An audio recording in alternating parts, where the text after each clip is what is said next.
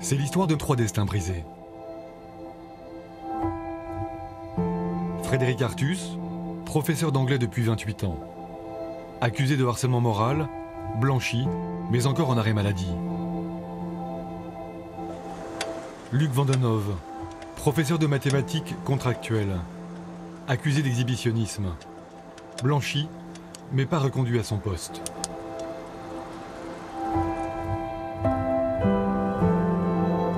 Jean Villot, instituteur, accusé de violence sur mineurs. Il clamait son innocence et met fin à ses jours. Ces 3 professeurs ont lutté pour prouver qu'ils n'étaient pas coupables. Pourquoi les parents d'élèves vont-ils jusqu'à saisir la justice? Quand des accusations détruisent des carrières, comment l'école protège-t-elle ses profs?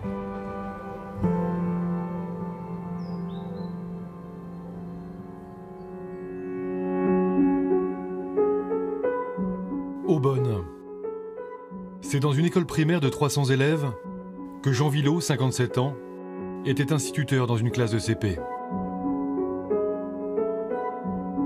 Le 15 mars, dans la forêt de Montmorency, il met fin à ses jours, 24 heures seulement après avoir appris qu'une plainte était déposée contre lui. Pourquoi? Ève Covio connaît l'enseignant et sa femme depuis plus de 30 ans.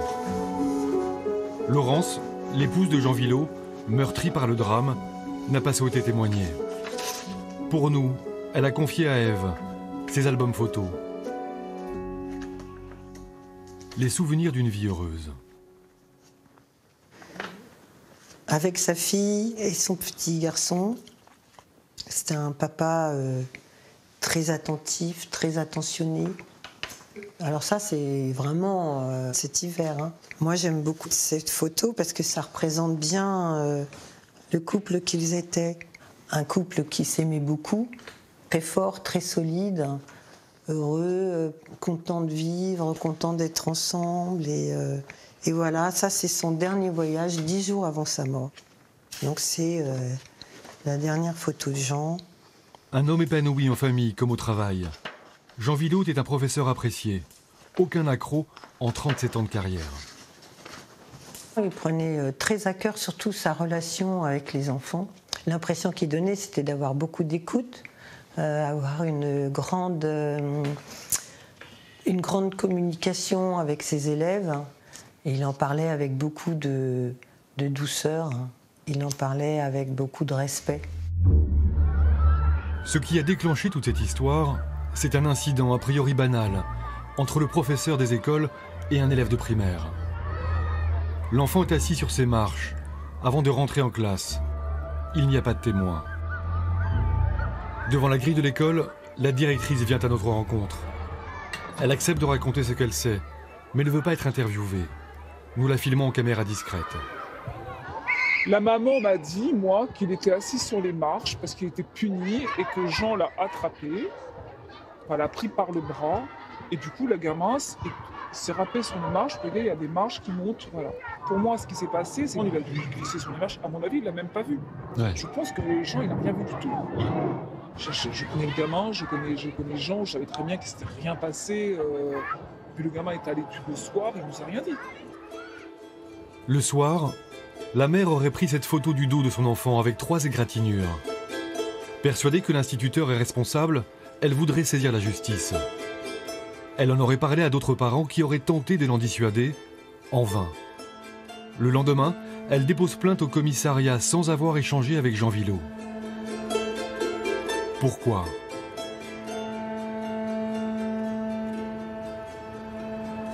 Nous avons cherché à la contacter. Au téléphone, elle ne veut rien nous dire. Je ne souhaite pas en parler, monsieur. C'est vrai? Vous voulez pas qu'on se rencontre? Non. L'objectif, c'était protéger mon fils. Et la première victime, tout le monde l'a oublié en fait. Tout le monde l'a oublié avec la première victime, c'était mon fils. Je comprends pas pourquoi vous voulez, pourquoi vous êtes bloqué comme ça, parce qu'il n'y a pas de, votre parole est importante, me semble-t-il. En fait, je suis désolée, je suis obligée de mettre ça à notre discussion. Je suis désolée. La directrice connaît bien cette femme, investie dans la vie de l'école comme déléguée des parents d'élèves. Voilà ce qu'elle nous dit savoir des motivations de la mère. La maman, son discours, c'est de dire c'est un rappel à l'ordre. On demande aux enfants de bien se tenir, donc les enseignants doivent bien se tenir. C'est un rappel à l'ordre, tout simplement. La mère de l'enfant aurait-elle voulu recadrer le professeur des écoles? La démarche aurait choqué de nombreux parents, comme Stéphanie et Franck, son mari. Leur fille aînée a été l'élève de Jean Villot. Pour moi, l'incompréhension, c'est le fait qu'en tant que parent, même si on a un souci ou pas avec un enseignant, il faut savoir discuter. Et en fait, la manière dont ça a pu tourner cette histoire, je trouve ça incompréhensible. Je ne peux pas comprendre, surtout sans discussion. Après, voilà, je ne connais pas cette dame, je ne porte pas de jugement sur qui que ce soit, mais voilà, le dialogue, ça fait partie quand même aussi de l'éducation de ses enfants. Toi, Louise, M. Villot, il était avec toi à quelle époque? En CE1. En CE1. Oui, c'est toi, ça? Bah oui. C'est la loulte. Et M. Villot était là. C'était vraiment quelqu'un de sincère, c'était vraiment quelqu'un de gentil. C'était même quand Louise ne faisait plus partie de sa classe, c'était quelqu'un qui s'investissait. C'était vraiment une personne remarquable. Comment ce bon instituteur, impliqué et aimé de tous, a-t-il appris la nouvelle de ces accusations? Le jeudi, avant le début des cours, c'est la directrice qui est chargée de lui en faire part. Dans l'intitulé de la plainte, des mots très durs. Violence aggravée sur mineur de moins de 15 ans par une personne ayant autorité. C'était trop. Ouais, l'annonce, la plainte, c'est ça. L'intitulé, déjà, il est cet intitulé. Et comment on se sent quand on doit annoncer une plainte à l'un de ses professeurs? Comme c'était la première fois, honnêtement, je lui ai dit les choses aussi simplement que je pouvais, en lui disant il était syndiqué à FO, appel FO, je pense qu'ils sont bien placés aussi pour savoir ce qu'il faut faire. Ouais. Va voir l'inspectrice, elle va t'aider, c'est quelqu'un de bien. Après l'annonce, Jean Villot est dévasté. Il est incapable d'assurer ses cours. Il rentre chez lui. Une collègue lui rend visite. Elle sera sa première confidente. Elle témoigne anonymement. Qu'est-ce qu'il vous dit quand vous le voyez? Ce qu'il m'a dit, c'était que quand il est parti de l'école, il n'avait plus qu'une envie, c'était de mourir. Maintenant, pour moi, c'était quelqu'un de solide. Donc je suis parti, sans me faire trop de soucis, puisque c'était tellement quelque chose d'improbable qu'il ait fait quoi que ce soit, que je ne me suis pas trop inquiété, quoi. Il avait commencé à prendre des contacts pour réagir, pour faire face. Dans la tourmente, Jean Villot se raccroche à tout ce qu'il lui est possible de faire. Ses démarches, il les consigne méticuleusement sur cette feuille, minute par minute. Un document qui résonne aujourd'hui comme un appel à l'aide. À 8 heures, la directrice lui signifie la plainte. À 9 heures, il appelle son syndicat qui lui demande un compte-rendu. 9h30, autre demande de compte-rendu. 13h30, il téléphone à l'inspection locale d'Aubonne. Il obtient un rendez-vous le lendemain à 14h. Entre-temps, il contacte le commissariat et attend sa convocation. Des heures de démarche pendant lesquelles l'angoisse a pu monter et avec elle, un sentiment de solitude. Pour certains de ses proches, il aurait fallu le prendre en charge le matin même. Puisque la directrice lui dit à 8h30, l'inspection elle aurait pu être là à 9h. À 9h, on pouvait donner rendez-vous à Jean, l'accueillir dans un bureau, le recevoir, lui parler, lui dire on va vous aider, voilà. Non. De son côté, le rectorat de Versailles considère que le rendez-vous a été donné aussi rapidement que possible. Certains ont pu reprocher effectivement qu'il n'y ait pas une intervention plus rapide de la hiérarchie. Jeudi matin, nous ne sommes pas du tout dans cette logique d'accompagnement. Pas encore. Il avait confirmé sa venue au rendez-vous. Donc voilà, nous étions dans un fonctionnement tout à fait nominal. Dans cette histoire tragique où tout est allé très vite, difficile de trouver des réponses et des responsables. La veille du rendez-vous, Jean Villot est en famille et ne parle plus de la plainte. Le lendemain matin, vendredi 15 mars, il accompagne sa femme à la gare. Il lui dit qu'il va courir en forêt de Montmorency pour s'aérer la tête, comme il le faisait souvent. Il ne reviendra pas. Son corps est découvert pendu à un arbre à 16 heures. Jean Villot a laissé plusieurs mots d'adieu dans lesquels il dit ne pas supporter les accusations. Sur chaque enveloppe, le mot « innocent ». L'une d'elles est adressée à ses amis. Ève Covio en fait partie. Elle était à mes amis d'hier et d'aujourd'hui, à mes élèves et leurs parents, à mes collègues. Y gracia a la vida que me ha tanto dado tanto. Ce qui veut dire « et merci à la vie qui m'a tant donné ». Je trouve qu'il... Voilà, quand il parle de ses élèves et de ses parents au dernier moment, c'est vraiment... ces gens. Voilà, ces gens. En se suicidant, l'instituteur aurait-il estimé que le combat pour sauver son honneur était perdu d'avance? C'est ce que pense cette directrice d'école à la retraite. La seule question, c'est qu'est-ce qui serait arrivé à Jean s'il était resté en vie? Et il savait que toutes les démarches après, pour montrer son innocence, pour se défendre, c'est lui qui devait les faire. On en a un pour 2 ans au niveau de la justice, mais on en a pour toute la vie de sa carrière après avec l'institution. On n'est jamais rayé, on n'est jamais lavé. À partir du moment où votre nom est connu, eh ben ça y est, vous êtes sur une liste noire. À Aubonne, la mort de Jean Villot soulève une vague d'indignation.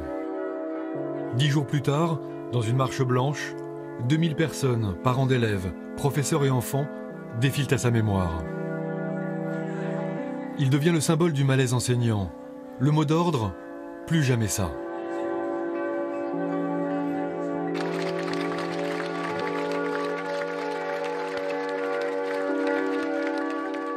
À l'Assemblée, une députée du Val d'Oise somme le ministre de l'Éducation nationale de prendre des mesures. Plus jamais ça, on ne peut pas mieux résumer la conclusion d'un tel drame. Car comment en est-on arrivé là? Monsieur le ministre, quelles mesures peuvent être prises et pour faire en sorte qu'un tel drame n'advienne plus jamais? Nous avons besoin d'un protocole d'action pour soutenir les professeurs lorsque ceci arrive. J'ai donc demandé à la Direction générale des ressources humaines de monter un groupe de travail sur cette question, de façon à ce qu'aucun professeur ne se sente seul lorsqu'il arrive une telle circonstance. Et à mon tour, je voudrais exprimer mes condoléances à tous ceux qui étaient proches de Jean Villot. Je vous remercie.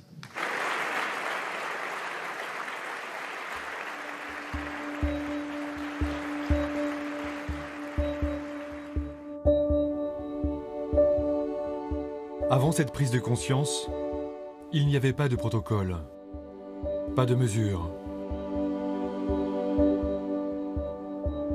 Et souvent, sans cadre précis, ça se passe mal.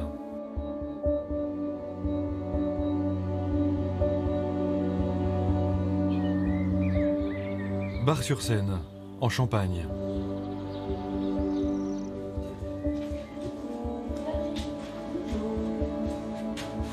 Frédéric Artus a été accusé de harcèlement moral sur 2 élèves par leurs parents.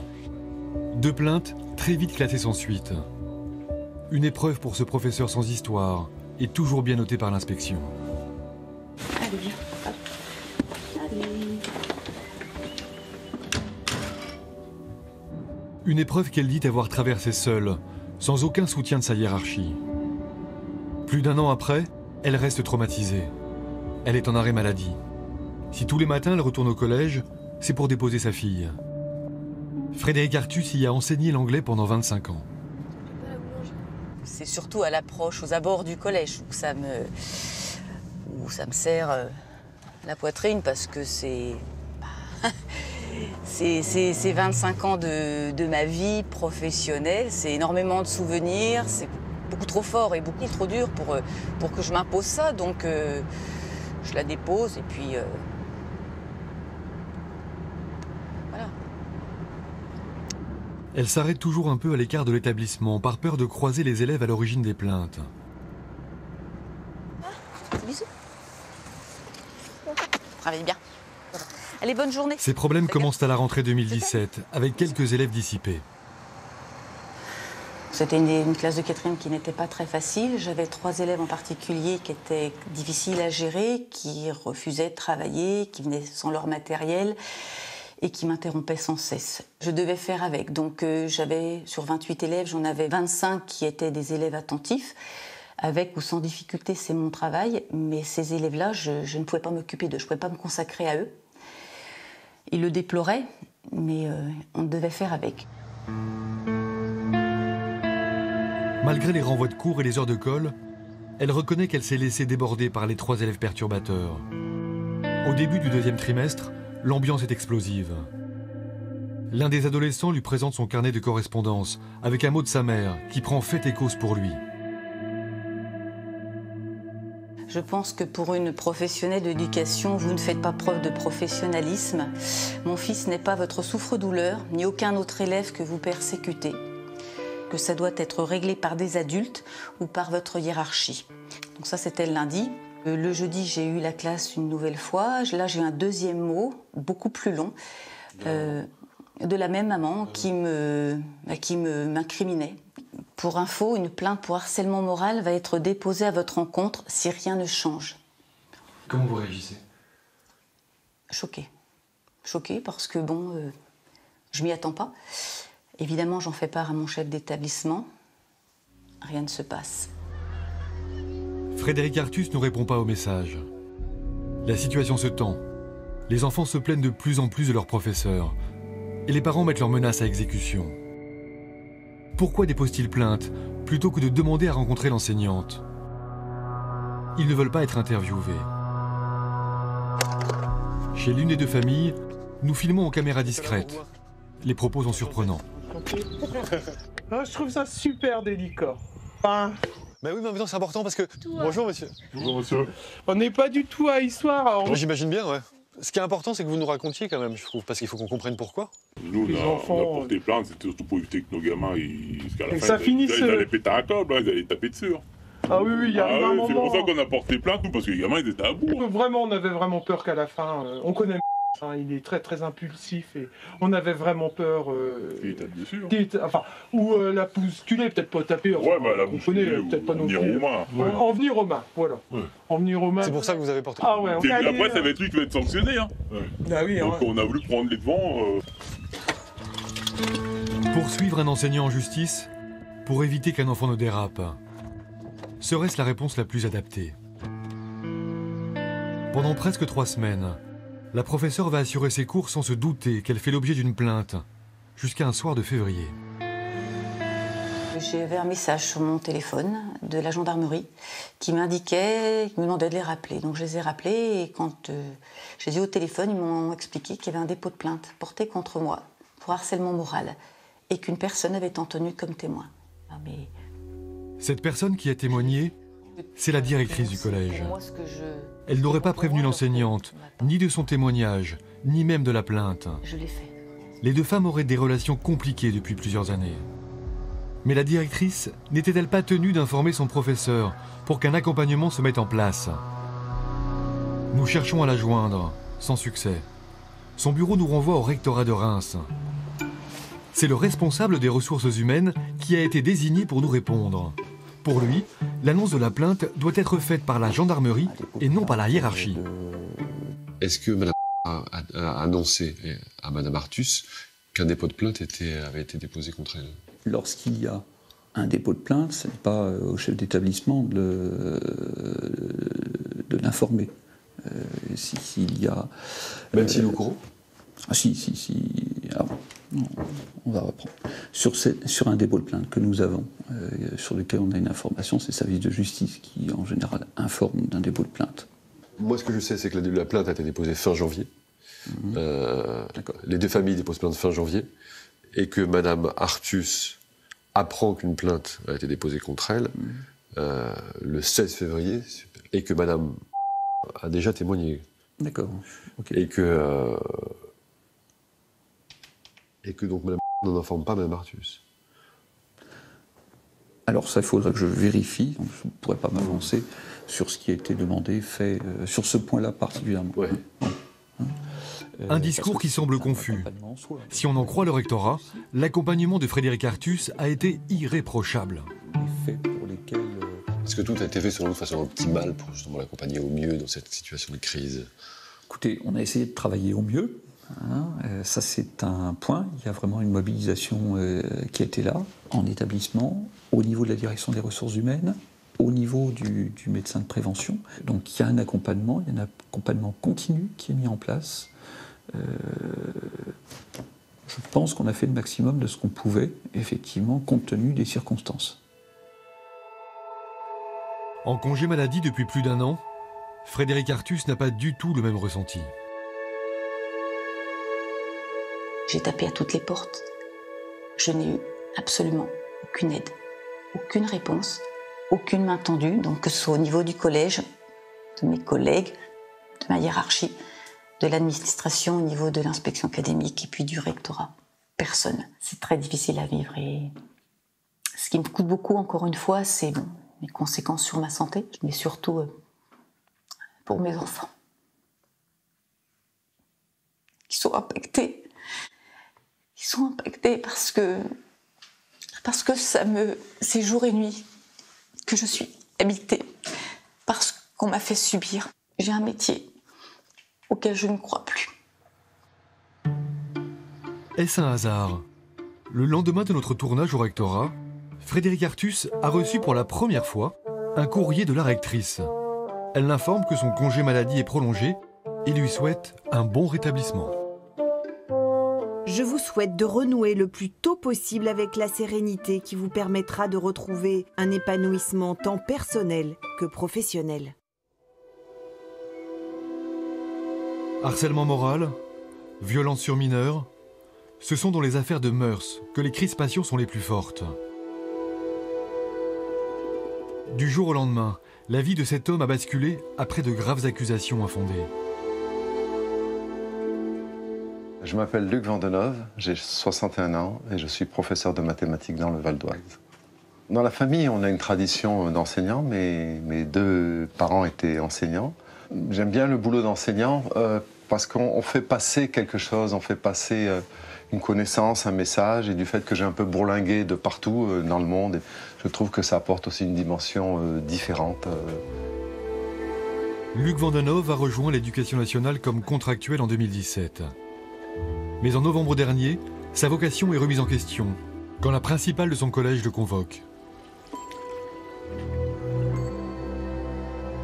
Le lundi à 14 h, je me suis rendu donc dans la salle de réunion en présence de Madame la principale et de la principale adjointe, accompagné d'un enseignant, parce que dans ces cas-là, il faut mieux toujours être accompagné. Et là, donc, elle m'a dit qu'il y avait quelque chose de très grave qui s'était passé et que j'étais accusé de m'être masturbé dans ma salle de classe. Alors qu'il est resté à son bureau pendant la récréation, 5 jeunes filles âgées de 14 ans passent devant sa classe dont la porte est ouverte. Du couloir, 5 mètres les séparent. Le jour même, chacune d'elles écrit à la principale ce qu'elle a vu. Nous nous sommes procuré ces courriers. J'ai vu un professeur se toucher. On l'a vu se masturber. Bouger sa main de haut en bas.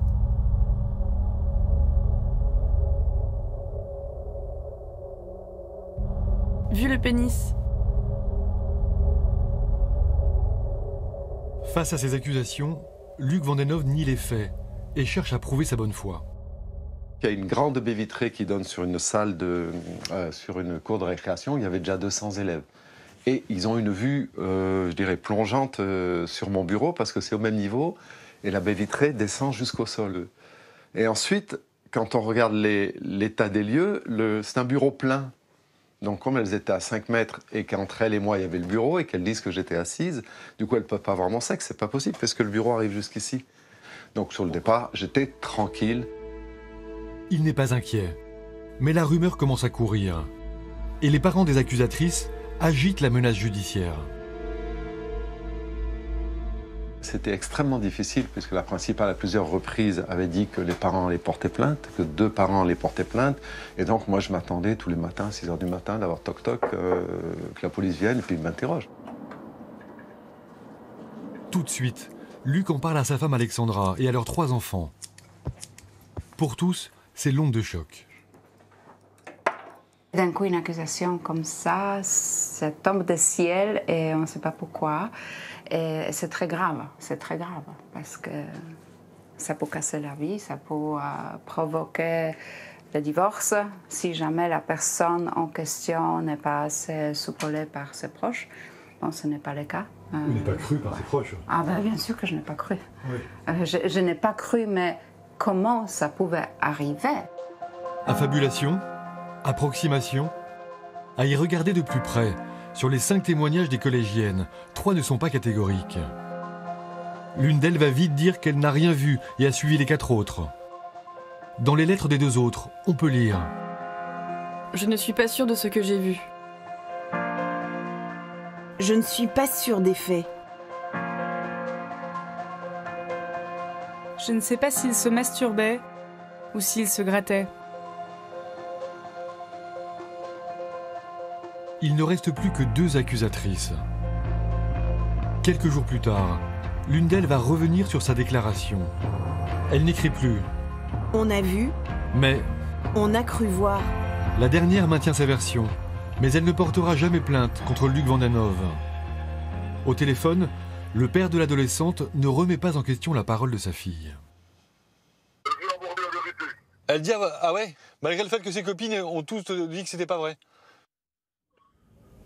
Elle n'est pas au courant que ses copines ont dit que c'était pas vrai. Elle n'a pas porté plainte. D'accord. À ce moment-là, il y a eu des circonstances qui ont fait qu'on n'a pas eu le temps et moi, j'avais pas que ça à faire. Ouais. Pour moi, l'important, c'est que l'enseignant me sortait dans cette école. Ouais. Ça a été fait. Donc, pour moi, la dernière chose que là, on a eu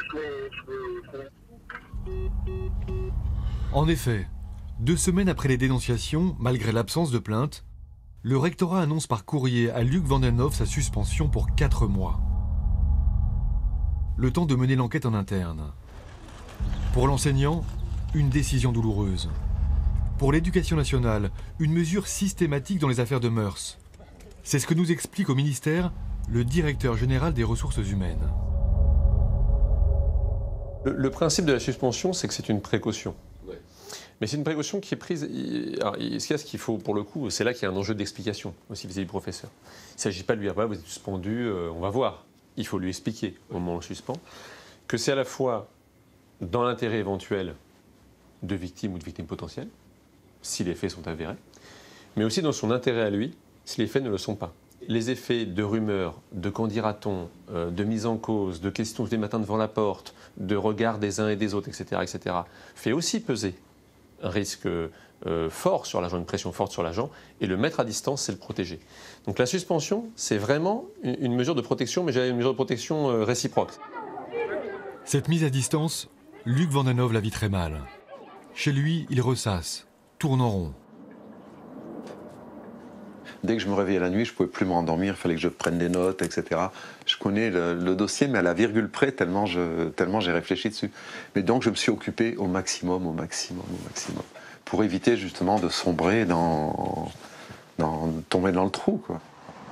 2 mois après sa suspension, l'enseignant est convoqué au rectorat. 2 femmes du service des ressources humaines vont le recevoir. Il en garde un très mauvais souvenir. J'ai été traité vraiment pire qu'un chien. Le mot, c'était j'étais traité comme de la merde. J'étais coupable.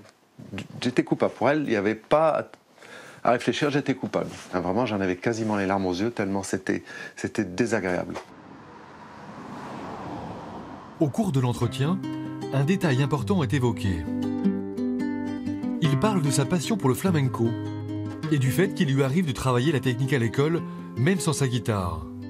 Les interlocutrices en déduisent que c'est ce geste que les filles ont dû voir.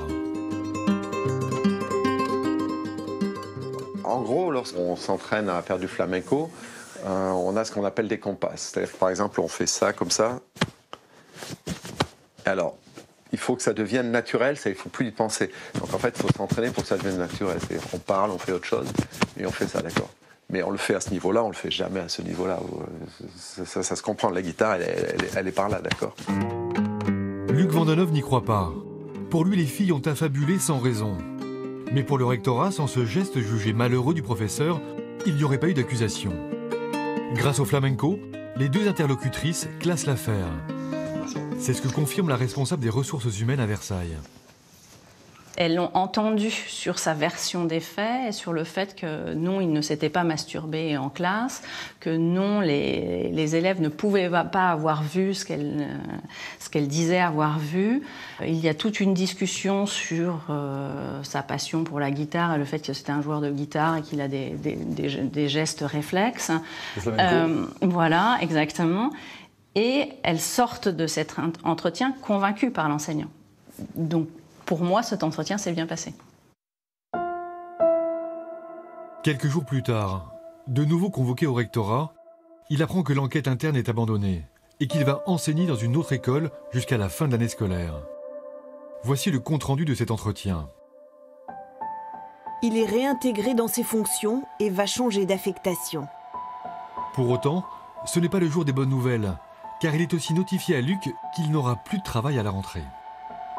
La rectrice envisage de ne pas renouveler le contrat. Pourquoi ces deux annonces interviennent-elles au même moment? Le rectorat aurait-il voulu évincer un contractuel devenu embarrassant avec cette histoire? La responsable des ressources humaines nie et plaide une maladresse de calendrier.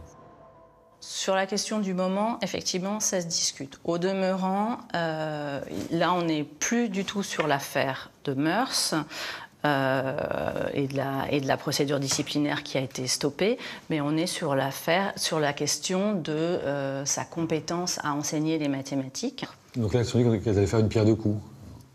Voilà, je pense que le fait d'avoir fait une pierre deux coups est vraisemblablement malheureux, mais il y a bien des connexions entre la procédure disciplinaire d'un côté et l'évaluation des compétences professionnelles de l'autre qui nous conduisent à ne pas renouveler l'enseignant.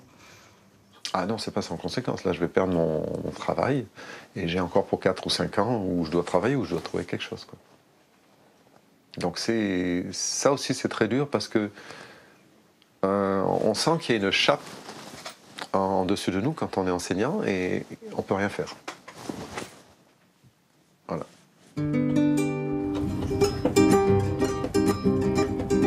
Luc Vandenove a porté plainte pour dénonciation calomnieuse contre les élèves dont les accusations ont compromis sa carrière.